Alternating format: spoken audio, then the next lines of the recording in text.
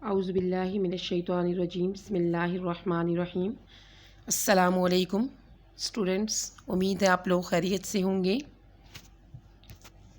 ہمارا آج کا مضمون ہے اسلامیات، کلاس 8، ٹاپک احادیث، اور میرا نام ہے انیلا فاروقی۔ آج کے اس لیکچر میں ہم حدیث نمبر 2 کو ایکسپلین کریں گے۔ حدیث نمبر 2 آپ کی بک کے پیج نمبر 49 پر ہے۔ طلب العلم فریضۃ علی کل مسلم، کہ طلب العلم، علم کی، فریضۃ فرض ہے، علی پر، کلی ہر، مسلم۔ اب یہ جو عربی میں مسلم کا ورڈ یوز ہوا ہے، یہ صرف مسلمان مرد کے لیے یوز نہیں ہوا، بلکہ اس میں مرد اور عورت دونوں کے لیے استعمال کیا گیا ہے کہ ہر مسلمان پر فرض ہے، چاہے وہ اس میں مرد ہے مسلمان یا عورت ہے، کہ علم کی طلب، یعنی علم کی طلب سے مراد علم حاصل کرنا ہر مسلمان پر فرض ہے۔ علم کے لغوی معنی ہے جاننا، پہچاننا اور آگاہ ہونا۔ شریعت میں اس سے مراد ایسی معلومات ہیں جن کے ذریعے ہمیں دین کے احکامات سے آگاہی حاصل ہوتی ہے۔ اللہ تعالیٰ کے اپنے بندوں پر بے شمار احسانات ہیں، جن میں سے ایک احسان علم ہے جو اس نے اپنے بندوں کو عطا کیا۔ اب دیکھیں، انسان کے لیے انسانی فطرت کا بنیادی تقاضا ہے کہ اسے اپنی ذات اور کائنات کے بارے میں ہر اچھی اور بری بات کا علم ہو۔ علم کے بغیر نہ تو انسان دنیا میں ترقی کر سکتا ہے اور نہ ہی اپنے خالق اور مالک کا قرب حاصل کر سکتا ہے۔ انسان کی اسی ضرورت کے پیش نظر نبی کریم صلی اللہ علیہ وآلہ وسلم نے علم حاصل کرنا ہر مسلمان مرد اور عورت کے لیے لازمی قرار دیا ہے۔ اب انسان کے لیے کیا چیز لازمی قرار دی؟ کہ اسے اس بات کا علم ہو کہ اس کا خالق کون ہے، اس کا مالک کون ہے، اس کا رازق کون ہے، اس کائنات اور انسان کی اپنی زندگی کو پیدا کرنے کا مقصد کیا ہے، انسان کو کیوں تخلیق کیا گیا، انسان کو اس دنیا میں کیوں بھیجا گیا، اور اللہ تعالیٰ نے اس دنیا میں اگر انسان کو بھیجا ہے تو اسے اپنی زندگی کیسے گزارنی ہے۔ ان تمام چیزوں کا جاننا انسان کے لیے بہت ضروری ہے۔ اب شریعت میں اس سے مراد کیا ہے؟ کہ ایسی معلومات جن کے ذریعے سے ہمیں دین کے احکامات سے آگاہی حاصل ہوتی ہے۔ یہ اس کی ڈیفینیشن علم کی ہے شریعت میں۔ اسلام میں اس کی ڈیفینیشن یہی ہے کہ ہمیں وہ باتیں جن سے ہم اللہ اور اس کے رسول صلی اللہ علیہ وسلم کے احکامات کے بارے میں آگاہی حاصل کر سکیں، ہمیں علم حاصل ہو، تو اس کو شریعت میں اس کی یہ ڈیفینیشن ہے۔ اب ان تمام چیزوں کے لیے کیا ہے کہ ان تمام باتوں کا جاننا انسان کے لیے ضروری قرار دیا۔ حقیقی علم کیا ہے؟ کہ انسان سب سے پہلے اللہ کی معرفت حاصل کرے، وہ اللہ تعالیٰ کو جانے، اللہ کے بارے میں جستجو کرے۔ اس علم کو ہم دینی اور روحانی علم بھی کہتے ہیں، اور یہی وہ علم ہے جس کا حاصل کرنا نبی کریم صلی اللہ علیہ وآلہ وسلم نے اپنی اس حدیث مبارکہ میں ہر مسلمان مرد اور عورت کے لیے فرض قرار دیا۔ کیوں؟ تاکہ وہ اپنی زندگی اللہ اور اس کے رسول صلی اللہ علیہ وآلہ وسلم کے بتائے ہوئے طریقوں کے مطابق گزار سکے۔ جس شخص کو یہ علم نہیں، یہ علم حاصل نہیں، کون سا والا علم؟ اللہ اور اس کے رسول کے بارے میں وہ کچھ نہیں جانتا، جس کے پاس روحانی علم نہیں ہے یا دینی علم نہیں ہے، وہ جاہل ہے، اور اللہ کے نزدیک اس کی کوئی قدر و منزلت نہیں ہے۔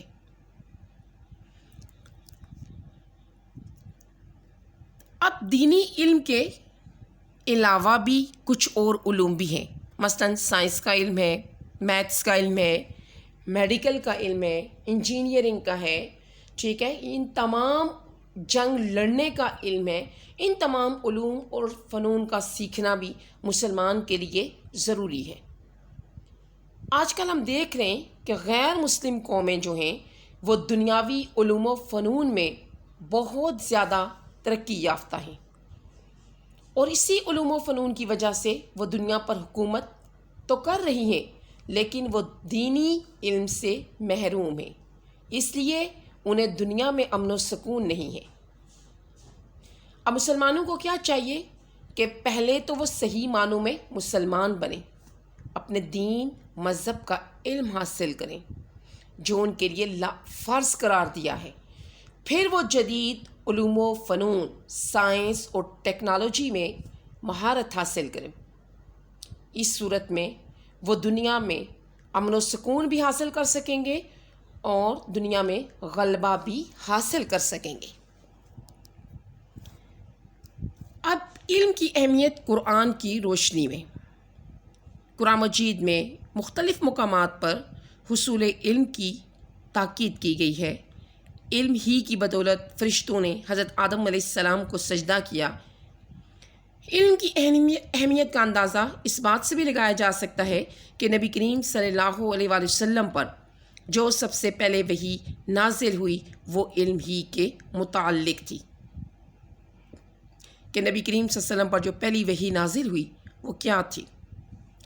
دیکھیں، اگر علم کی اہمیت نہ ہوتی تو بہت سے باتیں ہیں جو اللہ تعالیٰ انسانیت کو سکھا سکتا تھا، لیکن سب سے زیادہ علم کی اہمیت ہونے کی وجہ سے اللہ تعالیٰ نے جو پہلی وحی نازل فرمائی، کیا فرمایا؟ سورۃ العلق کی 5 آیات نازل ہوئی، اقرأ بسم ربک الذی خلق خلق الانسان من علق اقرأ وربک الاکرم الذی علم بالقلم علم الانسان ما لم یعلم۔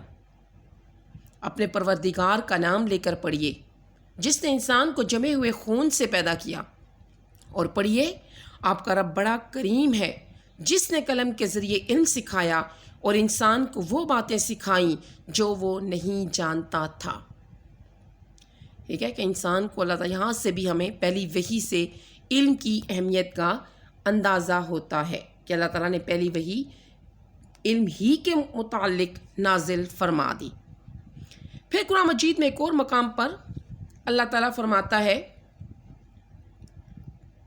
قُلْ هَلْ يَسْتَوِي الَّذِينَ يَعْلَمُونَ وَالَّذِينَ لَا يَعْلَمُونَ، کہہ دیجئے کہ کیا وہ لوگ جو جانتے ہیں اور جو نہیں جانتے برابر ہو سکتے ہیں؟ یعنی عالم اور جاہل برابر نہیں ہو سکتے، ان کی سوچ، ان کے عمل میں واضح فرق نظر آتا ہے۔ علم کی اہمیت کا اندازہ ہم اس بات سے بھی لگا سکتے ہیں کہ اللہ تعالیٰ نے قرآن مجید میں نبی کریم صلی اللہ علیہ وآلہ وسلم کو باقاعدہ حکم دیا ہے، وَقُلْ رَبِّ زِدْنِي عِلْمًا، کہو کہ اے میرے رب میرے علم میں اضافہ فرما۔ آپ صلی اللہ علیہ وسلم کو باقاعدہ تلقین کی گئی کہ اپنے رب سے دعا کریں کہ آپ کے علم میں اضافہ فرمائیں۔ سورہ فاطر میں اللہ تعالیٰ فرماتا ہے، انما یخشی اللہ من علماء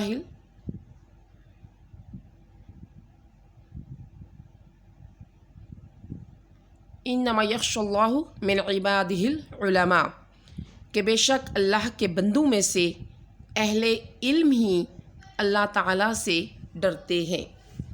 اب اہل علم کیسے اللہ سے ڈرتے ہیں؟ اب جس شخص کے پاس جتنا اللہ اور اس کے رسول صلی اللہ علیہ وسلم کے احکامات کے بارے میں علم ہوگا وہ اتنا ہی زیادہ اللہ تعالیٰ سے ڈرنے والا بھی ہوگا۔ فار ایگزامپل، اللہ تعالیٰ نے ہمارے اوپر دن رات میں 5 اوقات میں نمازیں فرض کی ہیں۔ اب ہمیں اس چیز کا بھی اندازہ ہے کہ اگر ہم نے نماز جان بوجھ کر چھوڑ دی تو ہم گناہ کا ارتکاب کر رہے ہیں، ہم گناہ کر رہے ہیں۔ ٹھیک ہے، جب ہمیں نالج ہوگا حدیث کے ذریعے تو ہم کیا کریں گے؟ ہم اللہ سے ڈرتے ہوئے کوئی نماز نہیں چھوڑیں گے۔ اسی طرح اللہ تعالیٰ نے قرآن مجید میں فرمایا کہ لعنت اللہ علی الکاذبین، کہ جھوٹوں پہ اللہ کی لعنت ہے۔ جب یہ بات ہمارے نالج میں ہوگی، ہمارے علم میں ہوگی، تو ہمیں پتہ ہوگا کہ اللہ تو جھوٹ بولنے والے بندوں کو سخت ناپسند کرتا ہے کہ اس نے تو لعنت فرما دی ان پر، تو ہم کیا کریں گے؟ ہم جھوٹ کے قریب بھی نہیں جائیں گے۔ اسی طرح بے شمار مثالیں ہیں زندگی میں. چوری کی مثال ہے، جھوٹ غیبت کی مثال ہے، والدین کی نافرمانی کی مثال لے لیں. تو کیا ہے کہ جب ہمارے علم میں ہوگا کہ ہم یہ کام گناہ ہے، یہ نیکی ہے، تو ہم کیا کریں گے؟ گناہ کے کام کو ہم اللہ سے ڈرتے ہوئے گناہ کے کام کو نہیں کریں گے. اب ہم دیکھتے ہیں علم کی اہمیت نبی کریم صلی اللہ علیہ وآلہ وسلم کے دور میں کیا تھی. عہد رسالت صلی اللہ علیہ وآلہ وسلم میں علم کی اہمیت، عہد رسالت میں علم کی اہمیت کا اندازہ اس بات سے بھی لگایا جا سکتا ہے کہ جنگ بدر کے موقع پر کچھ کفار قیدی جو فدیہ کی رقم ادا نہ کر سکے تو ان کی رہائی کے لیے یہ شرط رکھی گئی کہ وہ 10 مسلمان بچوں کو لکھنا پڑھنا سکھا دیں. ہمیں اس واقعے سے بھی اندازہ ہوتا ہے کہ نبی کریم صلی اللہ علیہ وآلہ وسلم بذات خود کس قدر علم کو اہمیت دیتے تھے کہ جنگ بدر میں کچھ کفار قیدی ہوئے، اریسٹ کر کے لائے گئے. کچھ تو ان میں سے ایسے تھے جو مالدار تھے اور انہوں نے وہ رقم فدیہ کی ادا کی اور رہائی حاصل کر لی. لیکن کچھ کفار قیدی ایسے بھی تھے جو پڑھے لکھے تھے لیکن مالدار نہیں تھے. ان کے پاس مال و دولت نہیں تھا، پیسہ نہیں تھا کہ وہ پیسہ دے کر اپنی رہائی حاصل کر سکتے. تو نبی کریم صلی اللہ علیہ وسلم نے ان کفار قیدیوں کے لیے کی رہائی کے لیے یہ شرط قرار دی کہ وہ اس وقت ان کو رہا کر دیا جائے گا جب ہر کافر قیدی مسلمانوں کے 10 بچوں کو لکھنا پڑھنا سکھا دے گا. اس کے علاوہ نبی کریم صلی اللہ علیہ وسلم کی مختلف احادیث مبارکہ ہیں جن سے ہمیں علم کی اہمیت کا اندازہ ہوتا ہے. نبی کریم صلی اللہ علیہ وسلم نے فرمایا کہ جو شخص علم حاصل کرنے کی راہ اختیار کرتا ہے اللہ تعالیٰ اس کے لیے جنت کی طرف جانے کا راستہ آسان کر دیتا ہے. کیوں؟ کیسے آسان کر دیتا ہے؟ انسان جوں علم حاصل کرتا ہے وہ نیکی کے کام کرتا ہے، گناہوں سے بچنے کی کوشش کرتا ہے، تو اس کے لیے جنت کی طرف جانے کا راستہ آسان ہو جاتا ہے. پھر فرمایا نبی کریم صلی اللہ علیہ وسلم نے کہ عالم کی فضیلت عابد پر ایسے ہے جیسے چاند کی فضیلت باقی ستاروں پر ہے. وہ شخص جو دین کا علم رکھتا ہے اور ایک وہ شخص جو پوری رات اللہ تعالیٰ کی عبادت کرتا ہے. اب ایک طرف عبادت کرنے والا ہے اور ایک طرف عالم ہے، تو اللہ نبی کریم صلی اللہ علیہ وسلم نے کیا فرمایا کہ عالم کو عبادت کرنے والے پر ایسے ہی فضیلت حاصل ہے جیسے چاند کی روشنی میں باقی ستاروں پر جو وہ ان کو فضیلت حاصل ہوتی ہے. جیسے آپ 14ویں کے چاند کو دیکھ لیں کہ اس کی روشنی اتنی خوبصورت اور اتنی اچھی ہوتی ہے کہ اس کی روشنی کے سامنے باقی ستاروں کی روشنی نظر نہیں آتی.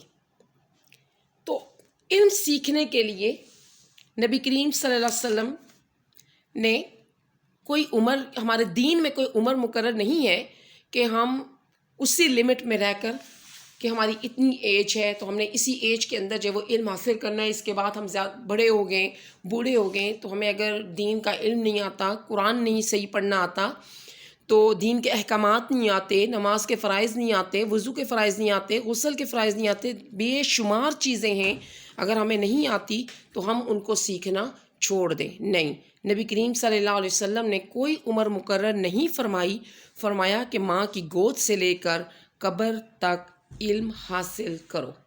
یعنی انسان پوری زندگی جو ہے وہ ایک سیکھنے کے پروسیس میں ہوتا ہے. تو کیا ہے کہ انسان کو ہر وقت، ہر لمحے جو وہ علم حاصل کرنے کی کوشش کرنی چاہیے، علم حاصل کرنا چاہیے.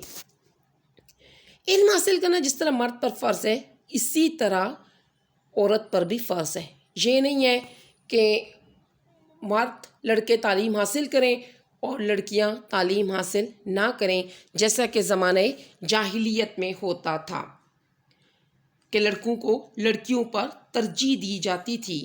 ٹھیک ہے، اسلام میں ایسا کوئی کانسیپٹ نہیں ہے کہ جس میں مرد کو زیادہ کا حکم دیا گیا ہو کہ مرد یہ کام مرد جو ہے وہ علم حاصل کرے اور عورت علم حاصل نہ کرے، نہیں، بلکہ نبی کریم صلی اللہ علیہ وسلم نے تو دونوں کے لیے لازمی جو وہ قرار دیا ہے۔ اس وقت دنیا کے تمام میدانوں میں دیکھیں، دنیا ترقی کی راہ پر گامزن ہے، تو دنیا کے تمام میدانوں میں لڑکے اور لڑکیاں علم حاصل کرنے میں مصروف عمل ہیں، لیکن والدین لڑکوں کی تعلیم کی طرف زیادہ توجہ دیتے ہیں۔ ایک اندازے کے مطابق ہمارے اپنے ہی ملک میں لڑکوں کے مدارس کی تعداد بھی لڑکیوں سے زیادہ ہے۔ لڑکیوں کے لیے کھلنے والے اسکولوں کی تعداد لڑکوں کے اسکولوں کی نسبت آدھی ہے۔ اب کہ ہمیں یاد رکھنا چاہیے کہ وہی قوم ترقی یافتہ کہلانے کی حقدار ہوتی ہے جس کی عورتیں اور مرد دونوں تعلیم یافتہ ہوں۔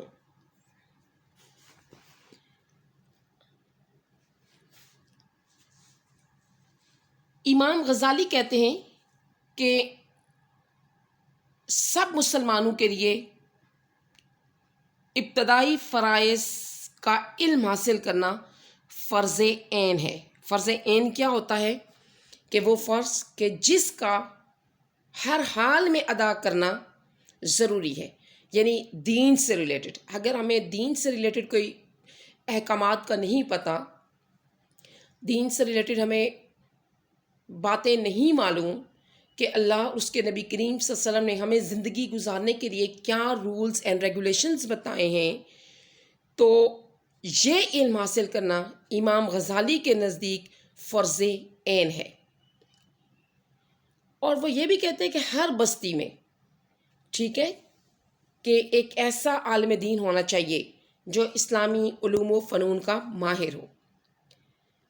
آج کل الحمدللہ آپ دیکھیں ہمارے معاشرے میں تو مساجد میں جو علماء مفتی حضرات ہوتے ہیں ان کے پاس ایک عام انسان کی بنسبت علم زیادہ ہوتا ہے، تو اگر ہمیں کوئی چیز نہیں آتی دین سے ریلیٹڈ، کوئی فرض نہیں آتا، کوئی کام نہیں آتا، ٹھیک ہے، تو ہمیں کیا کرنا ہے؟ ان سے پوچھنے میں کوئی آر کوئی شرم محسوس نہیں کرنی چاہیے۔ اب یہ بھی ہمیں یاد رکھنا چاہیے کہ دنیا میں وہی قومیں ترقی کرتی ہیں کہ جن کی عورتیں اور مرد دونوں تعلیم یافتہ ہوتے ہیں۔ اخروی نجات، اخروی نجات قیامت کے دن حقیقی نجات کا انحصار اللہ اور اس کے رسول صلی اللہ علیہ وسلم کی طرف سے عائد کردہ فرائض کی ادائیگی پر ہوگا۔ ہمارا ایمان ہے کہ کل نفس ذائقۃ الموت، ہر انسان نے، ہر نفس نے، ہر جاندار نے موت کا ذائقہ چکھنا ہے۔ قیامت کا دن ہوگا جس میں انسان کو دنیا میں کیے گئے اپنے اعمال کا جواب دینا ہوگا، یعنی یہ دنیا ہمارے لیے ایک دارالعمل ہے، کام عمل کرنے کی جگہ ہے، دارالامتحان ہے، امتحان کی جگہ ہے، ہمارا وقتی ٹھکانہ ہے۔ ہمیشہ رہنے والی زندگی جو ہے وہ کیا ہے؟ آخرت کی ہے۔ اب آخرت کے دن کون لوگ صحیح معنوں میں نجات پائیں گے، چھٹکارا پائیں گے، جنت میں جائیں گے؟ جنہوں نے دنیا میں اپنی زندگی اللہ اور اس کے رسول صلی اللہ علیہ وآلہ وسلم کے احکامات کے مطابق گزاری ہوگی۔ جنہوں نے نہیں گزاری ہوگی ان کا ٹھکانہ جو وہ کیا ہوگا؟ جہنم ہوگا۔ اگر ہم اخروی نجات چاہتے ہیں، آخرت کی ہمیشہ رہنے والی زندگی میں کامیابی حاصل کرنا چاہتے ہیں، تو اس کے لیے ہمیں کیا کرنا ہوگا؟ اس کے لیے ہمارے نیکی اور گناہ، اچھائی اور برائی کا ہمارے پاس علم ہونا ضروری ہے، تاکہ اچھائی کی جائے اور برائی سے بچا جائے۔ اب دیکھیں، نیکی اور گناہ، اچھائی اور برائی، جب ہمارے پاس اس چیز کا نالج ہوگا، ہمیں پتہ ہوگا کہ ہم سچ بولیں گے تو اللہ تعالیٰ ہم سے خوش ہوگا، ہمارے نالج میں ہوگا تو ہم ہمیشہ سچ بولنے کی کوشش کریں گے۔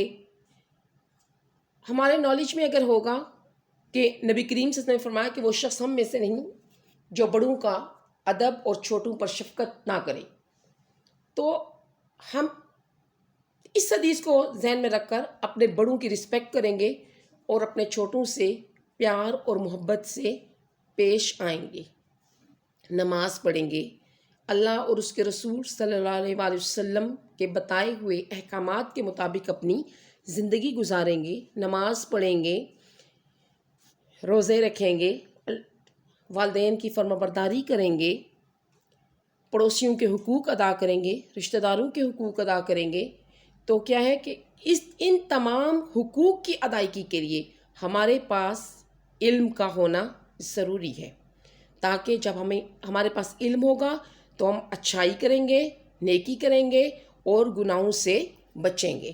اور جب ہم یہ کریں گے تو ہمارے لیے اس کا ہمیں یہ نہیں کہ ہمیں صرف اس کا جو رزلٹ ہے وہ ہمیں آخرت میں ملے گا، نہیں، ہمیں اس کا اجر و ثواب جو ہے وہ دنیا میں بھی ملے گا، آخرت میں تو بعد میں ملے گا، لیکن اللہ تعالیٰ ہمیں دنیا میں بھی اس کا جو وہ اجر عطا فرمائے گا۔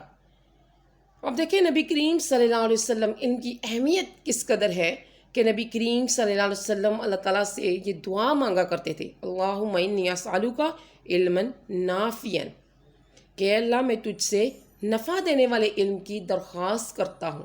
اب نفع دینے والا علم کون سا ہے؟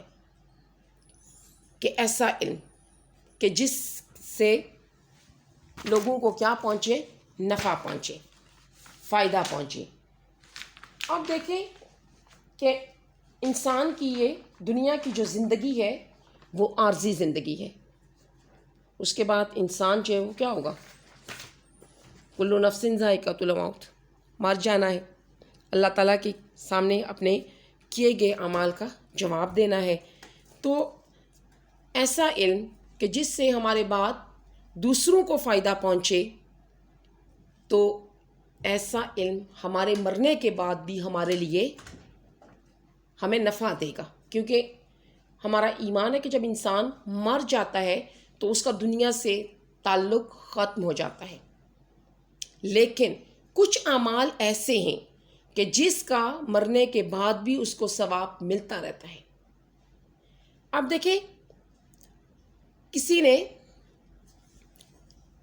فار ایگزامپل قرآن سیکھا، قرآن سیکھ کے دوسروں کو بھی سکھایا، اب اس انسان کی ڈیتھ ہو جاتی ہے سکھانے والے کی، اب کیا ہے کہ اس شخص کے مرنے کے بعد بھی اس کو وہ جس نے اس کو سکھایا وہ جب تک پڑھتا رہے گا اس کو اس کا ثواب ملتا رہے گا، جس سے انسانیت کو نفع پہنچے، انسانیت کامیابی کی طرف جائے، گناہ کے کاموں سے بچے، تو ایسا علم نفع دینے والا علم ہے۔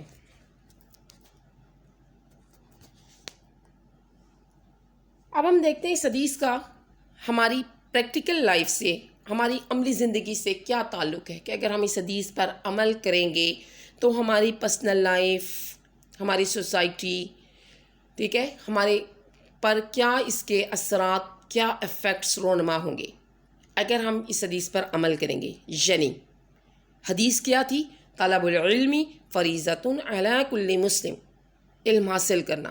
جب ہم علم حاصل کریں گے تو علم کی بدولت ہم اچھائی اور برائی، نیکی اور گناہ میں ڈفرینس کر سکیں گے۔ ہمیں علم کی وجہ سے پتہ چلے گا کہ یہ کام کریں گے تو یہ اچھا کام ہے، نیکی کا کام ہے، اگر ہم یہ کام کریں گے تو یہ گناہ کا کام ہے۔ علم کی وجہ سے ہم اللہ اور اس کے بندوں کے حقوق ادا کر سکیں گے۔ اگر ہمیں علم ہوگا تو اپنے والدین کے حقوق ادا کریں گے، اساتذہ کے حقوق ادا کریں گے، چھوٹے بہن بھائیوں کے ادا کریں گے، اپنے معاشرے کے بزرگوں کے حقوق ادا کریں گے، رشتہ داروں کے، پڑوسیوں کے، مہمانوں کے۔ تو ہم علم کی وجہ سے اللہ تعالیٰ کے احکامات کو پورا کر سکیں گے، ان پر عمل کر سکیں گے۔ پھر اگر ہم علم حاصل کریں گے تو ہم دنیا کے ہر میدان میں ترقی کر سکیں گے۔ علم کی وجہ سے، علم حاصل کر کے ہم ان قوموں کی صف میں بھی کھڑے ہو سکیں گے کہ جو دنیا کی ترقی یافتہ قومیں ہیں۔ علم کی بدولت ہم دنیا اور آخرت دونوں میں کامیابی حاصل کریں گے، کہ اگر ہم علم حاصل کریں گے تو ہم اس دنیا میں بھی ایک پرسکون، پرامن اور کامیاب زندگی گزاریں گے، دوسروں کو تکلیف نہیں دیں گے، دوسروں کی تکلیف پر خوش نہیں ہوں گے، دوسروں کو تکلیف دینے سے بچیں گے، تو کیا ہوگا؟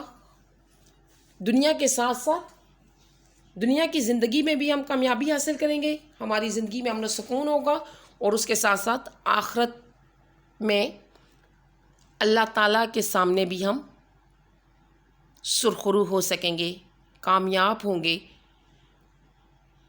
آخرت میں کامیابی حاصل کریں گے، اور وہ کس صورت میں؟ جنت کی صورت میں۔